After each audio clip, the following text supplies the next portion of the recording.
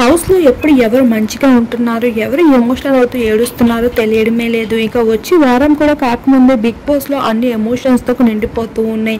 అలానే ఇప్పుడు నిఖిల్ భార్య వచ్చినట్లే జరుగుతుంది. ఇక తను ఒంటరిగా ఏడుస్తూ ఉండడం చూసి సోనియా తన దగ్గరికి వెళ్ళక చాలా బాధపడుతూ తన పాస్ట్ కోసం మాట్లాడుతూ వచ్చాడు. నేను 5 ఏళ్ల పాటు ఒంటరిగా గడిపాను. నా జీవితం అంతా ఎంతో కష్టాలతో నిలిచిపోయి ఉండాలి. ఇప్పుడు నేను వాటన్నిటిని ఎదుర్కోవడానికి బిగ్ బాస్ లోపలికి వచ్చాను. నేను కేవలం ఆట ఆడడానికి మాత్రమే వచ్చాను.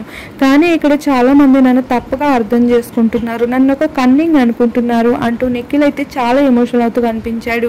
ఇక సోనియా ఆ మాటలకి ఎవరి కోసం నువ్వు మాట్లాడుతున్నావు అని అడిగితే ఇంకెవరి కోసం, మణికంఠ, సీత వీరిద్దరూ నన్ను తప్పుగా అర్థం చేసుకుంటున్నారు. గేమ్లో భాగంగానే వాళ్ళతో నేను ఉంటున్నాను, కానీ వాళ్ళు మాత్రం నన్ను తప్పుగా అర్థం చేసుకుంటున్నారు అంటూ బాధపడుతూ ఉంటే, అరే నువ్వు అలా ఎలా అనుకుంటాను, ఒక లీడర్లా ఆలోచించాలి అంటూ సోనియా ధైర్యం చెప్తుంది.